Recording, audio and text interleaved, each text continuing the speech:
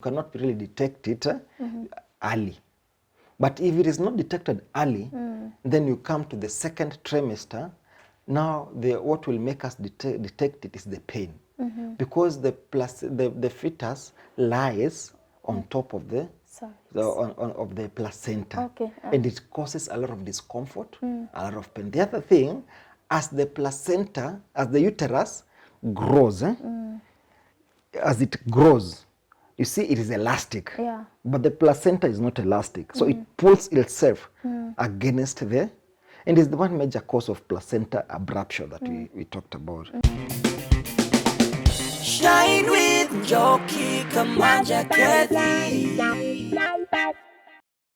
Hi guys, welcome to Shine with Njoki Kamanja Kethi. So today we are yet in another episode and we are going to be hosting our doctor. Last time we talked about the journey of pregnancy, the normal journey of pregnancy. And today we are going to be talking about the complications that might come when you're going through this journey. I want you to be educated so that each and every time you might experience what the doctor might be saying, you can go to the hospital and you're going to be advised. So welcome to this episode, and today we have our very own Dr. Kibe. Daktari. Yes. Daktari. Yes. Karibu. Thank you very much, and thank you for having me. Leo umedunga. Thank you, thank you, Ni kama thank you. utatudungia points.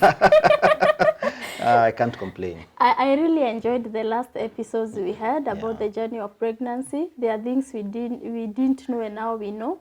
So today we are going to be talking about the abnormals. What do you mean by when you say the abnormals in the journey of pregnancy? So when we say abnormals, like any other journey, pregnancy also has the hills, the valleys, and the mountains. And it's a journey. And so we have the good part of the pregnancy, but also because there's so many changes that take place in the body, also we have very many challenges that mothers go through. And I think going forward, those are the things that we are going to highlight. Okay, could you highlight to us some of them before we dive into the deep conversation about what to expect, the causes and the signs? Sure. Yeah. We can divide them into sessions or sections. There are those challenges that really affect women in the early pregnancies when we say the first trimester, because usually the pregnancy is divided into 3 trimesters. Yeah, each trimester consisting of 3 months. So the first 3 months, the second 3 months, and the third 3 months. Now, there are many challenges that happen in the first 3 months. And most notably, we have what we call miscarriage. Yeah. So we will talk in depth about miscarriage. We also have what we call placenta previa. We also have what we call placenta abraptio. We will highlight them as we go on. And we also have what we call ectopic pregnancy. Now let's start with ectopic pregnancy. Yes. What is ectopic pregnancy? Ectopic pregnancy is a pregnancy that implants itself outside the uterus. Okay. And you will allow me to use a diagram that I prepared earlier on. I hope you can see, our director can see this. You can? Okay. So this is the picture. I'm not very good at drawing, but basically this can represent the uterus, which is otherwise known as the womb. Okay. And of course, we have the fallopian tubes. These are the fallopian tubes. Then we have this body here, where now the baby implants, the baby implants, the fetus implants here. Then we have the ovaries, which are held by a strand of muscles. And then this is the vaginal canal. And there's a specific opening at the base of the uterus that is called the cervix. It is the consistency of your nose. If you touch your nose, that is how it feels. Oh, okay. And it's a pinhole opening. It's usually closed unless when it's slightly open when you're receiving your menses, and when the cervix, you're in labor. Okay. Yes. So when we talk about ectopic pregnancy, you know that a man produces millions and millions of sperms. Now they compete to come and reach the ovum. And when it reaches the ovum and fertilizes the ovum, the fertilized ovum now travels through the fallopian tube, and now it implants at the roof of the uterus. Okay. But we have instances where this does not happen. And now what happens? The fertilized ovum now starts developing at the fallopian tube. Because of many reasons that I'll mention. Now, once it starts developing at the fallopian tube, of course, the fallopian tube is not structurally made to hold a pregnancy. It's just a passage for the... It's like a pipe. It's like a pipe. Okay. So it does not have the muscles and the strength to carry a pregnancy. Okay. And usually, now once it reaches like 2 weeks, and the ovary is still the ovum matured, the zygote, we call it the embryo, now is still growing. Now it bursts and it becomes an emergency, because one tends to bleed a lot. Okay. So now we are in the signs now. Yes, okay. Yes. Now we may want to first of all discuss the causes. Okay. The causes. The number one cause is someone who has had recurrent infections. Because once you have recurrent infection, then this place becomes raw.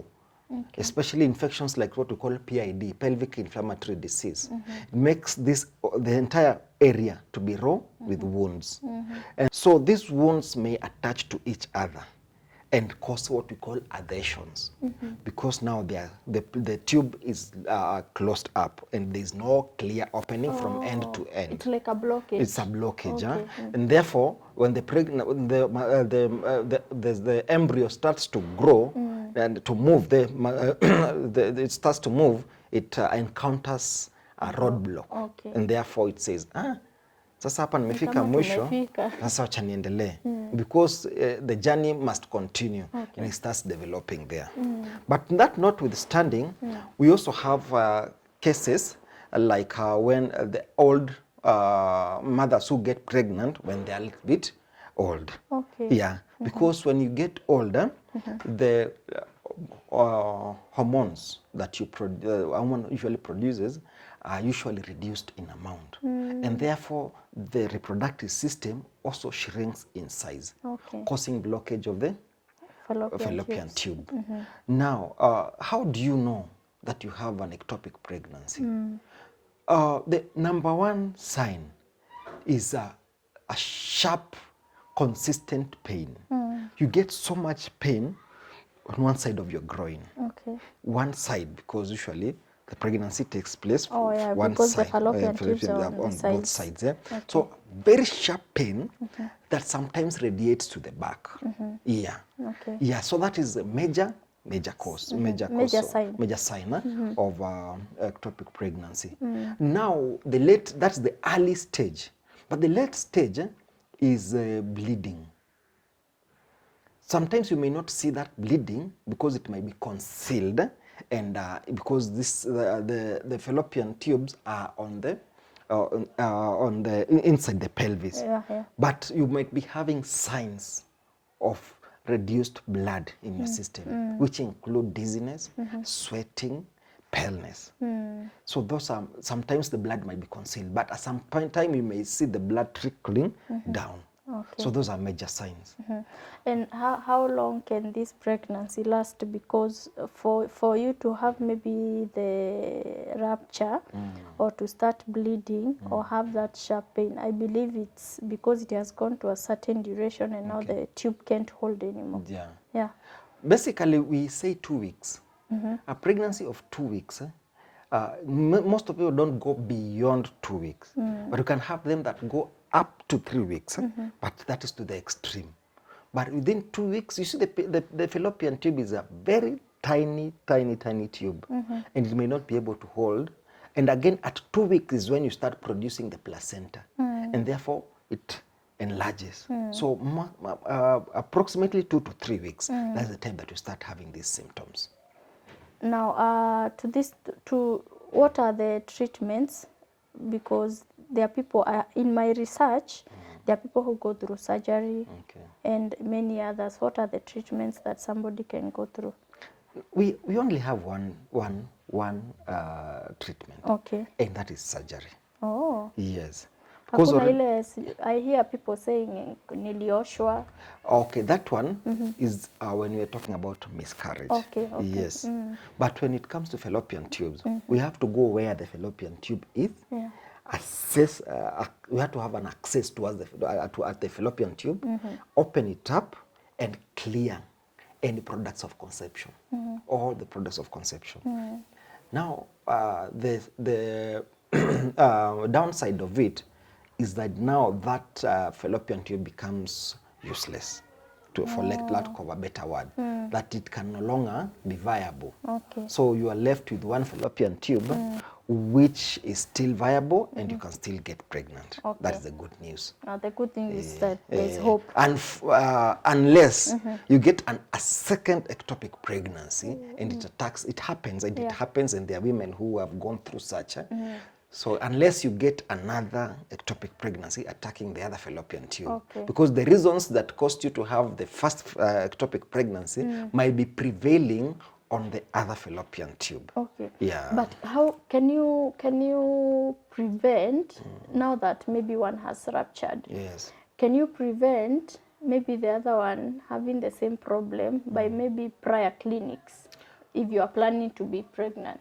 Let us say once investigations are done, if your cause is preventable, like adhesions, there is what we call dilatation, that the adhesions, but it's most of the time, we have some leg-like protrusions along the fallopian tube that propel the egg, because the egg does not have its own legs. Yeah. So it has to move. So we have some protrusions that propel the egg towards the fallopian tube. So once you start tampering with the fallopian tubes and you destroy those legs, then eventually the fallopian tubes is rendered again useless. Yes. So there are procedures that are done, but they are not 100%. Okay. We cannot really assure you that an ectopic pregnancy will not take place. And because even sometimes the fertilized ovum, sometimes it attaches itself along the fallopian tube without any apparent reason. Everything can be okay and it still attaches itself there. Okay. Yes. Now, let's go to the other one. You said placenta abraptio. Yes. What is placenta abraptio? Now, placenta, today we are going to really refer I'm here for it. Yeah, this diagram, because it is really a good illustration. We'll be able to illustrate. Now, at 2 weeks, now a placenta develops. What is a placenta? Placenta is a structure that attaches, it's a communication between the mother and the growing fetus. And the placenta allows oxygen, it allows food, and it allows gaseous exchange. And it also protects, it's like a sieve. It protects what is not supposed to reach the baby.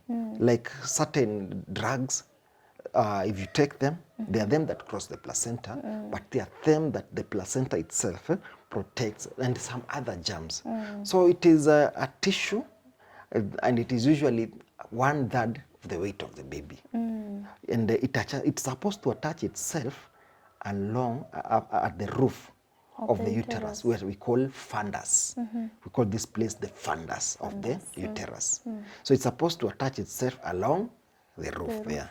And therefore the baby now gets all the nutrition and gaseous exchange, and the waste, the waste products also go through the tubes.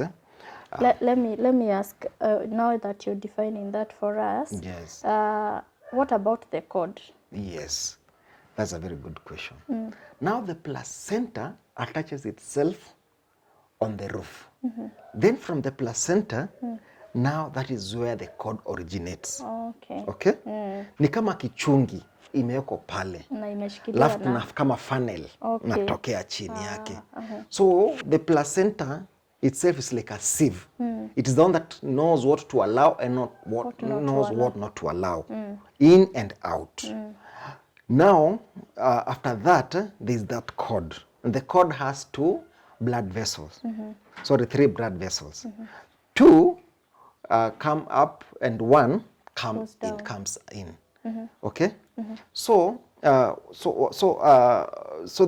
cord now attaches to the baby. But if at the fundus of the placenta, the uterus, it attaches to the placenta. Okay. Now, this placenta is supposed to be attached there until the end of pregnancy. Okay. But we have an instance where the placenta detaches itself from one corner. So it detaches and hangs from one corner. And you remember, around 5 liters of blood circulate through your placenta at any given moment. And therefore, the placenta during pregnancy is highly vascularized. It has a lot of blood vessels, and therefore it contains a lot of blood. So any leakage can really cause a lot of bleeding. So placenta previa, abruption is where now the placenta peels from one end. And once it peels from one end, it causes severe bleeding. And this one may happen even in the 2nd trimester, the 3rd trimester.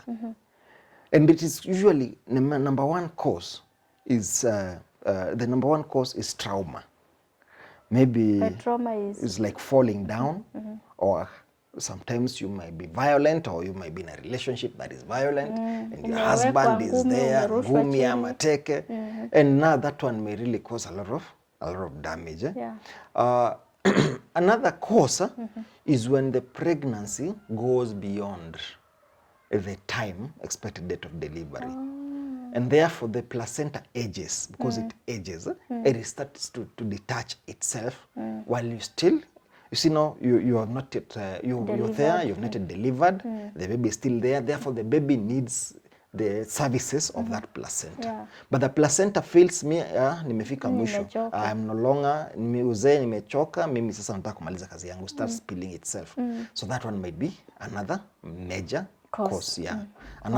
So those are the major causes of placenta the abruption. only sign for placenta abruption is bleeding? No.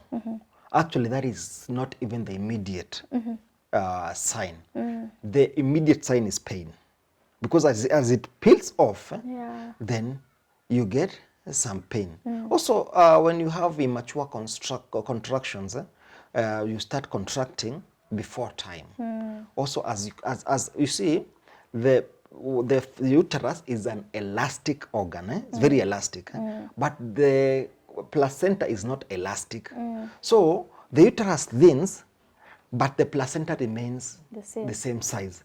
So as eventually now, the placenta starts peeling off because of the size. So that is a very major cause of placenta abruption. By when you mean that it is immature contraction? Yes, premature contraction. Premature. Is it in the 1st or the 2nd trimester? Because you see, when you get them in the 3rd trimester, it might confuse you and you're thinking it's false labor. So when do you know that you're having premature? It can appear anytime, even the last minutes of labor. You see, the placenta is supposed to be attached there until the baby comes out of that uterus. Even in the last, sometimes some mothers come, they're okay. We are delivering them. They're in the process. They have 5 centimeters, 6 centimeters, at 8 centimeters. You see, now the baby you see a lot of bleeding, a gush of bright red blood. That is still dangerous. Is this as dangerous as when it happens at the 2nd trimester or that trimester? But it's better off because now here, you can hasten the delivery. But sometimes it's not possible because before the baby comes out, a mother can really bleed to death. So it's still a very dangerous emergency. Okay. You've answered my question that it can cause death. Yes. So what is the treatment?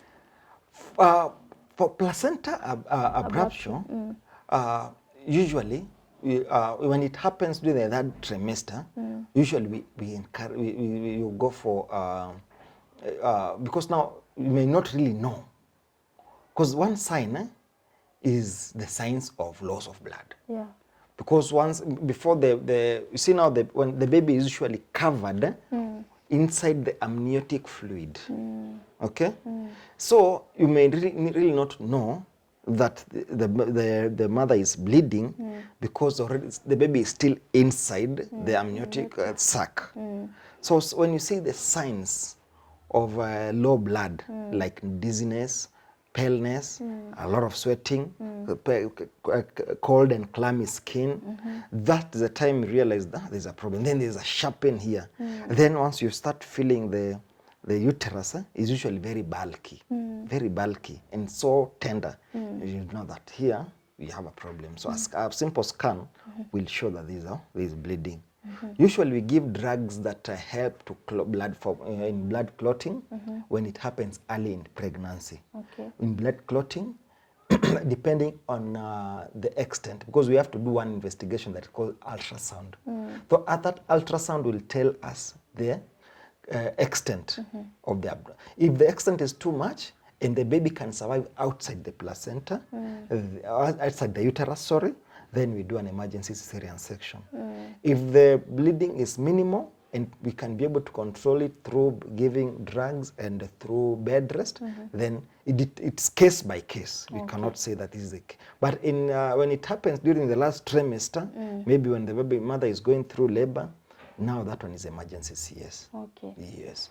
Now, number 3, Yes. which I think we'll finish for this episode, placenta previa. Yes. Personally, I experienced it, Yes. and it was something new. Yeah. And I thought now the world is ending. It's ending. I called everybody, now I am dying. Yeah, it's usually a very scary Yeah, moment. because I thought, see, mimba too, you just carry the And pregnancy. especially when the name scares you. Yeah, previa. Yeah. So, Yeah. explain to our audience Yes. what is placenta previa Okay. and the signs. Okay, okay. We will still go to our image. Okay. Today we'll really use this image. Okay.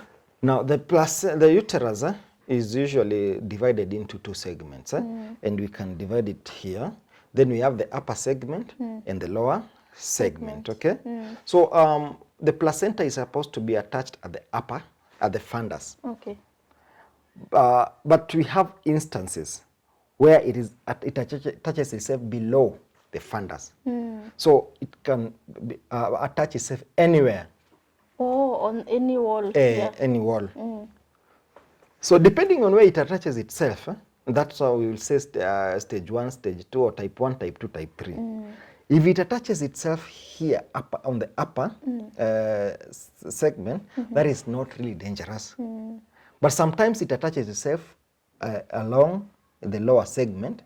One part is outside and half of the part is within the cervical os. We call it cervical os, or the cervical opening, the opening of the cervix, nyungu ya uzazi mlango yake. Okay. So sometimes it may attach itself, half of it is outside but on the lower segment, and a piece of it or a part of it covers the cervix.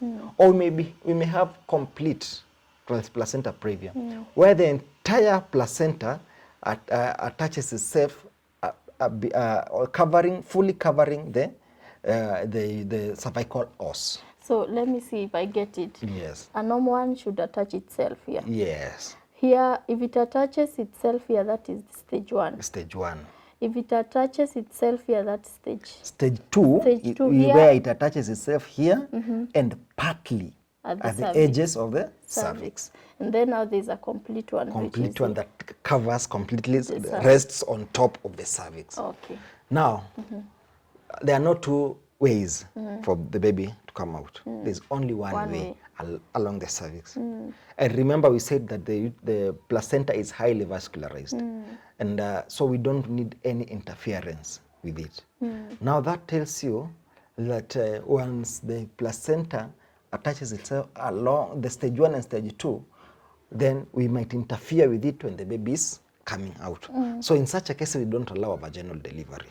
That is straight elective cesarean section. And when you say elective cesarean section, is where we don't allow you to come into labor. Yeah. But we give you at least 2 weeks before your expected date of delivery, we give you a date with the surgeon, so that the baby can be removed safely.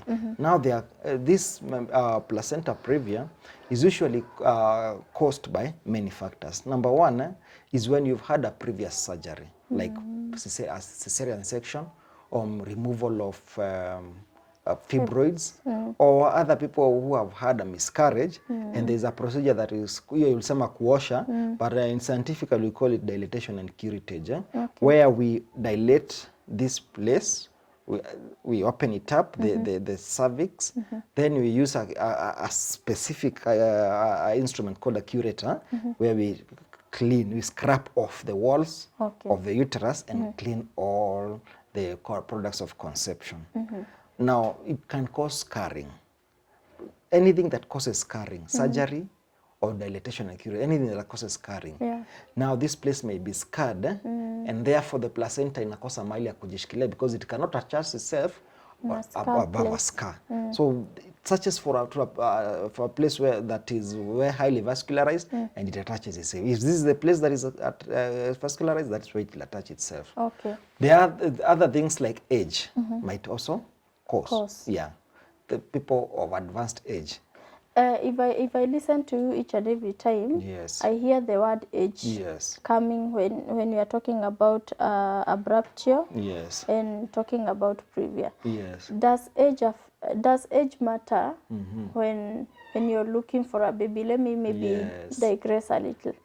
Thank you so much for asking that question. And that's a question that is not really tackled well, and people usually delay without knowledge. Okay. We say that any pregnancy above 35 years of age is a pregnancy at risk.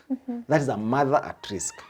Mothers at risk are those mothers that we expect. One of two things may happen in that pregnancy because of specific factors. Okay. And one factor is age.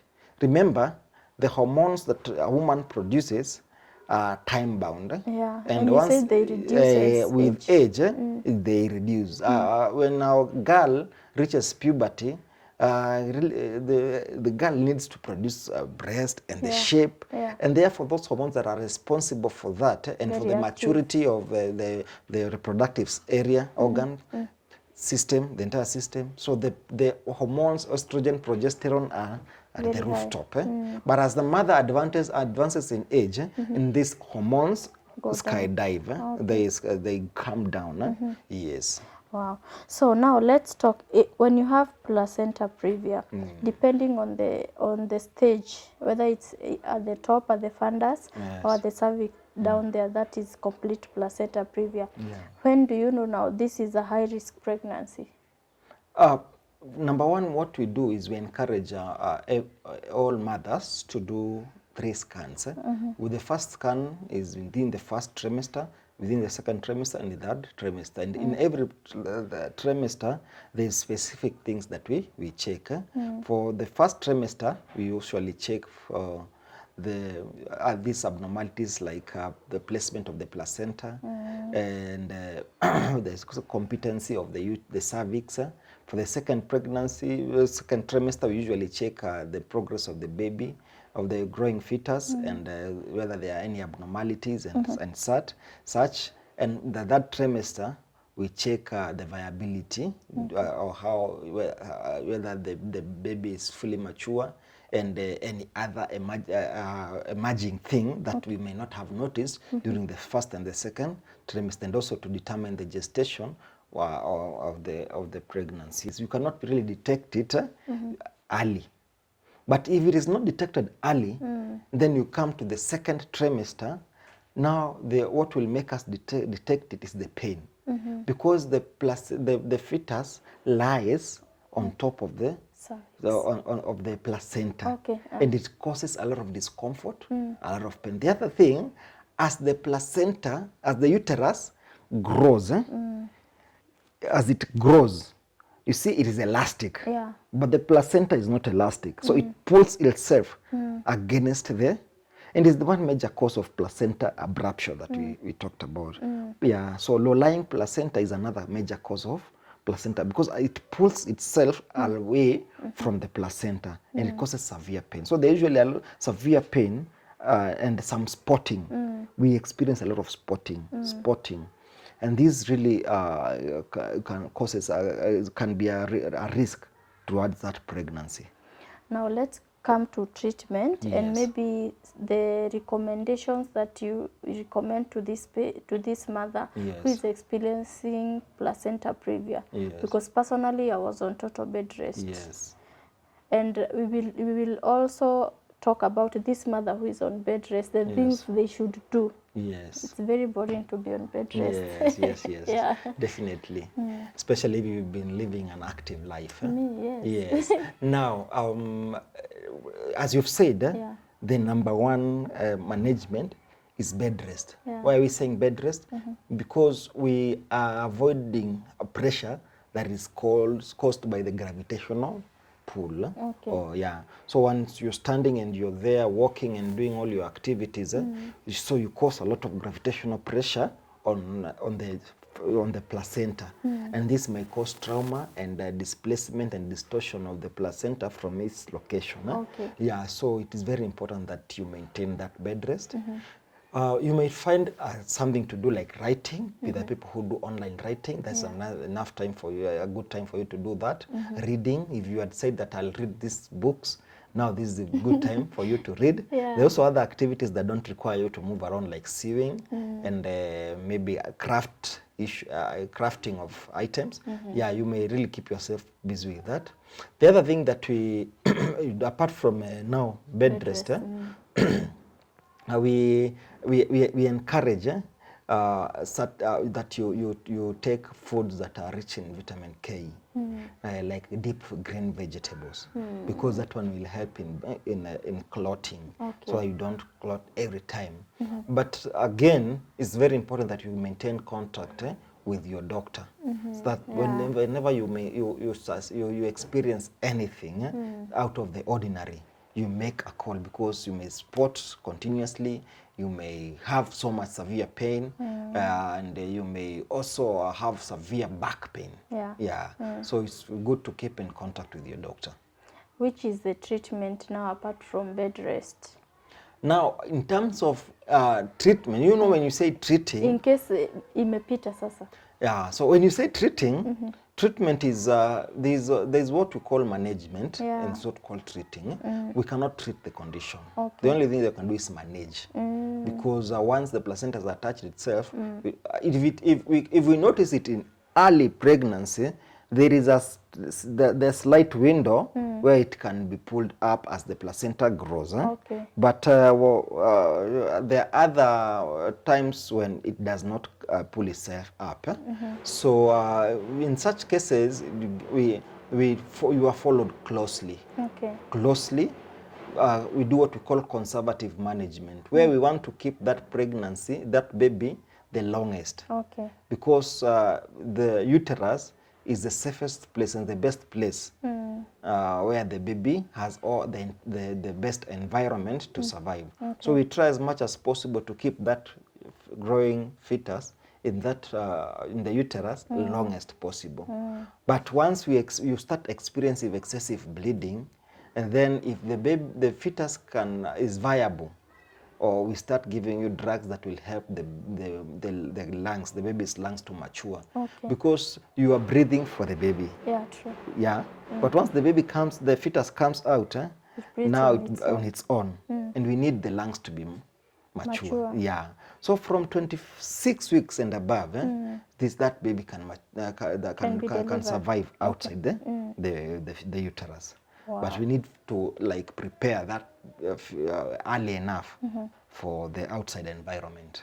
Wow. So, Daktari, do you, as you're doing your work when these women are coming to you, do you brief them on such conditions? Because you see, like for me, I was shocked. Yes. Now, what is that? Do you brief them on the things that they might notice and seek the doctor's Okay. advice. When we were talking about antenatal care, I gave you 4 areas of care. Yeah. And one of them was the education part. And we cannot really mention these problems because if we were to mention this problem, number 1, we will scare them. Number 2, there are so many, and we didn't want to. Sometimes it is not even logical for you to start giving them the nitty-gritty details. But what we do is we give them the general signs that really cover most of the obstetric emergencies. Therefore, we tell them if you notice that you have severe abdominal pain, that radiates to the back, that takes longer. If you notice any bleeding, because the bleeding that you experienced the last monthly period is supposedly should be the last blood that you see until when you though technically at the 2nd month a mother can experience some spotting when the placenta is attaching itself on the uterine wall, but some people don't.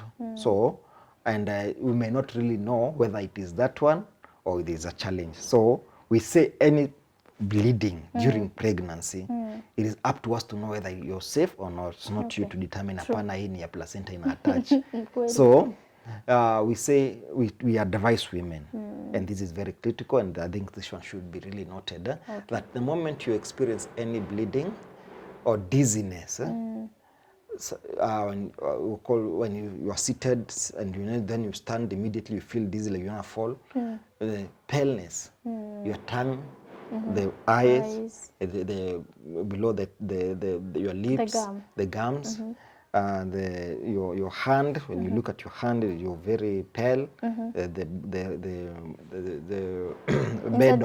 bed of your nails. Then you need to contact your doctor or go to the doctor's office. Okay, so Daktari, we'll stop there for this episode, and in the next one we're going to talk about the miscarriage, which you mentioned. And thank you so much, because some of these conditions, we hear them when it has already come. It's come now, you hear a new word and you're like, mimi nilikuwa na kitu ilikuwa inaitwa Placenta Previa. What is that? What is that? What's that animal? Yeah, now you know. And it has come to hit me that some of these things are not dangerous. Yes. It's only that because of the words and maybe they are new to us, we feel like now we are about to die. So thank you so much for even making it simple for us to understand. And in the next episode, we are going to be talking about the miscarriage. Oh, very well. Thank you so much. Karibu sana. So thank you so much for watching this episode. I hope you have learned something on the 3 complications that we have talked about, that we call them the abnormals. I hope you have learned something, and if you get this information, don't be selfish. Share it with a friend, share it with a neighbor, and I know that we are going to be in a better world. At the end of the day, you have noticed that these things are not as dangerous as you might view them in your head. So keep it here. In the next episode, we're going to be talking about the miscarriage. This is Shine with Njoki Kamanja Kethi. Remember, you're the light and you can shine.